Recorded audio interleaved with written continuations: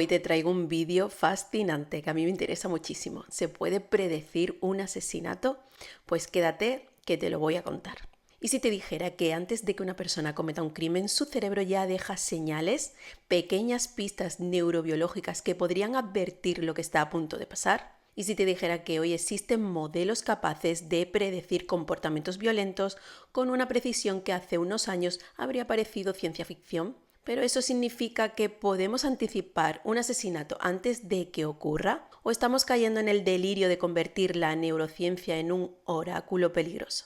Hoy agárrate el café porque vamos a entrar en territorio donde la biología, la estadística y la ética se miran mal unas a las otras.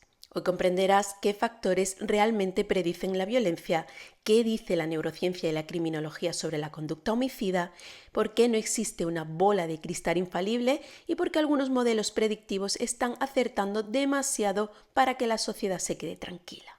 Hoy vamos a hacer un viaje desde el cerebro impulsivo hasta los algoritmos modernos que hacen la predicción criminal. Vamos a ver casos reales donde sí se anticipó conducta violenta y vamos a entender qué rasgos son relevantes y cuáles son puro mito. Y vas a salir de aquí con una pregunta perturbadora. ¿Hasta qué punto deberíamos usar ese conocimiento? Bienvenidos a Neurocafé, tu podcast con aroma a café y ciencia. Bienvenido o bienvenida a Neurocafé, tu podcast donde analizamos al cerebro humano con honestidad científica, curiosidad y un poco de mala leche cuando hace falta. Hoy te voy a explicar si es posible predecir un asesinato a través de 8 puntos. Y quédate hasta el final porque el último es impactante. Y empezamos con el punto número 1. El sueño o la pesadilla de predecir la violencia. La humanidad lleva siglos obsesionada con adelantarse al crimen, desde la frenología absurda del siglo XIX, pasando por el positivismo italiano hasta los manuales de perfiles criminales más modernos. Siempre la misma pregunta: ¿se puede saber si alguien va a matar antes de que lo haga? Hoy la ciencia no promete certezas, pero sí patrones. Sabemos que hay factores biológicos, ambientales y conductuales que aumentan el riesgo. Pero el riesgo no es destino. Esto quiero que lo tengas claro. Aquí hablamos de cómo se mezcla nuestra fantasía narrativa, como ocurre en Minority Report, con la realidad.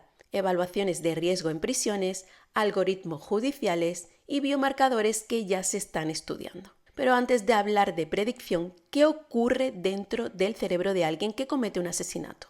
Pues aquí viene el punto 2. Estamos hablando de un cerebro que está al borde del precipicio. La impulsividad, la amígdala y decisiones fatales. Muchos homicidios no son actos planificados, sino explosiones impulsivas donde la corteza prefrontal pierde el mando y la amígdala se descontrola. Estudios de resonancia funcional muestran que personas con alta agresividad impulsiva presentan baja regulación emocional, hipofuncionamiento prefrontal y dificultades para anticipar las consecuencias. Esto no justifica el acto ni mucho menos, pero lo explica. Un cerebro con menor control inhibitorio es más propenso a la violencia, especialmente bajo estrés, alcohol o conflicto. En los asesinos más planificados la cosa cambia. La afectividad está apagada, la empatía reducida y la anticipación es fría. Dos perfiles distintos y un mismo resultado. Y ahora viene una pregunta que a mí me ronda la cabeza. ¿Hay marcadores biológicos que puedan alertarnos de esos riesgos antes de que sucedan? Pues aquí entra el punto 3. Sí que existen biomarcadores de riesgo. Lo que la ciencia sí sabe. Hay hallazgos conscientes: reducción del volumen de la amígdala, hipoactivación orbitofrontal, niveles alterados de serotonina, patrones de conectividad anómalos y también un historial de trauma infantil severo, negligencia emocional y abuso físico. Nada de esto predice un asesinato por sí solo, pero juntos forman patrones estadísticos. Un cerebro extremadamente insensible al miedo y al castigo puede ser el terreno fértil para la violencia instrumental. ¿Y por qué no podemos simplemente hacer un escáner cerebral y decir: este sujeto es peligroso? Pues aquí entra el punto 4. Es el gran problema. El cerebro no es un veredicto. El cerebro no firma un contrato con el futuro. La neuroplasticidad existe. La conducta humana es demasiado compleja para reducirla solamente a un biomarcador. Además, la ética nos mete una patada en la espinilla. ¿Qué hacemos con una persona que podría cometer un crimen pero no lo ha hecho? ¿La vigilamos? ¿La detenemos preventivamente? ¿La etiquetamos? Pues imagina que te hacen un escáner y sale que tu amígdala es un poco vaga. Y de repente no puedes alquilar un piso porque podría usted asesinar a su casero. Mire señora, lo único que voy a asesinar es a una napolitana de chocolate. Pero hay escenarios donde sí se ha predicho la violencia. ¿Y cómo puede ser esto? Pues aquí entramos en el punto 5, en los casos reales donde sí la predicción funcionó. Y aquí hablamos de estudios longitudinales donde ciertos patrones anticiparon violencia grave. Niños con historial persistente de crueldad hacia animales y ausencia total de remordimiento. Adultos con puntuaciones muy altas en psicopatía instrumental y episodios previos de violencia. Y personas con lesiones prefrontales que desarrollaron conductas agresivas imprevisibles. Estas señales no garantizan un asesinato, pero sí elevan el riesgo. Entonces la pregunta clave es, ¿podemos o no podemos predecir un asesinato? Pues aquí entra el punto 6, que es la respuesta incómoda. Sí, pero no como crees. No podemos predecir quién va a matar mañana, pero sí podemos identificar perfiles de riesgo mucho más precisos que hace 20 años. Las evaluaciones forenses actuales combinan historia personal, neurobiología, psicología del desarrollo, dinámicas sociales y rasgos de la personalidad.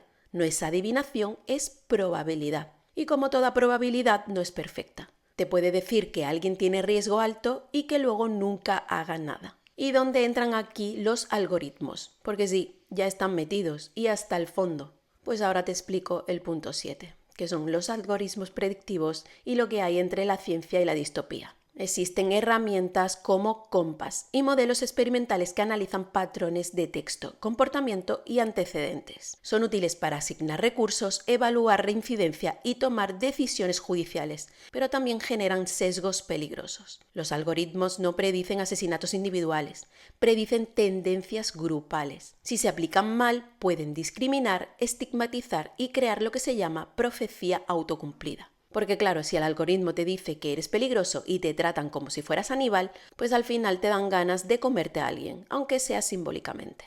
Pero espera, ¿qué pasa cuando combinamos algoritmos con neurociencia? Y aquí viene el gran punto 8, el que te dije al principio del vídeo. El futuro de los neurodatos con la inteligencia artificial. ¿Hacen una predicción real? Ya existe una investigación que analiza patrones cerebrales en reposo para predecir agresividad, intención, impulsividad o riesgo de reincidencia. El salto sería unir estos datos con modelos de inteligencia artificial. Y aquí viene un gran plot twist. Aunque la tecnología avance, cada persona sigue siendo más impredecible que su cerebro. La conducta humana depende del contexto, la emoción, la historia, las relaciones, el azar y decisiones que jamás podrán reducirse a un algoritmo sin destruir nuestra humanidad en el proceso.